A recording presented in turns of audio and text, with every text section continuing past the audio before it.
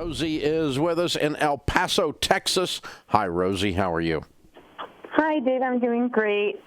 So I just wanted to let you know I'm getting married in June. Yay! And yeah, it's so exciting.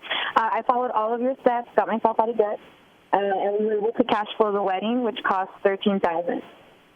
So we have a fully funded baby step. Your phone is going all over the place. Can you speak directly into it, please? Oh, I'm so sorry. Can you hear me now? Yes, ma'am. Thank you. Okay, sorry. Let me start from the beginning. Oh, I heard you. You got $13,000 for a wedding that's coming in June. We got that. Right. Okay. So we had a fully funded baby step, and it was just like you said. When Murphy comes, and it was just emergency after emergency after emergency, which brought our fully funded emergency fund of $10,000 all the way down to $500. And so we have 3 checks until the wedding, and from those 3 checks we can save $6,000. But there's a couple things that we wanted to get for the wedding, like wedding favors, and because it's a destination wedding, we also were thinking about like maybe having a nice dinner with everyone or providing another form of entertainment. This will all be there for 3 days. And so our question is, yes, we know we need to bring the emergency fund up to $1,000, but should we forget all the extra stuff and just put it towards the emergency fund?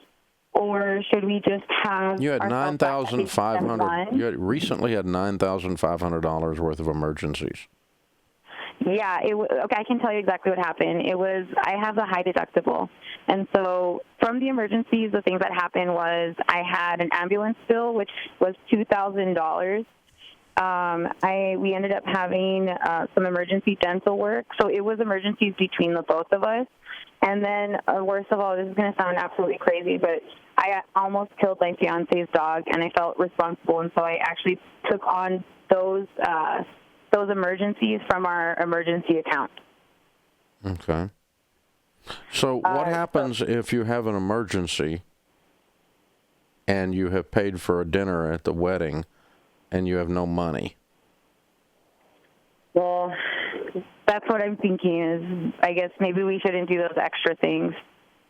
Well, or some of them, but maybe not all of them.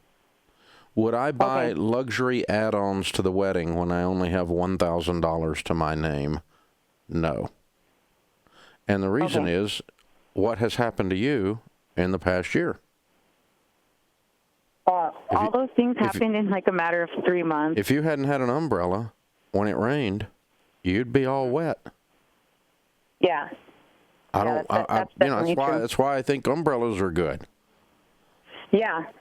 So, I mean, I'm not trying to be like like Dave hates weddings. Dave doesn't hate weddings. I love weddings. Our 3 weddings we had with our 3 kids were huge parties. We party, man. We love it. We celebrate our butts off, man. We have a good time. So I want you to do all that, but don't want you to get your block knocked off, kiddo, right? I mean, because something's you're right. Stuff happens. Stuff happens, and if you don't have money, it's a problem, right? Right. So maybe $5,000, and maybe you do a little bit of, you get halfway rebuilt, and then you work some overtime, or you all do some other stuff, in order to do a few things at the wedding. But am I going to have you do wedding add-ons with $1,000 in the bank?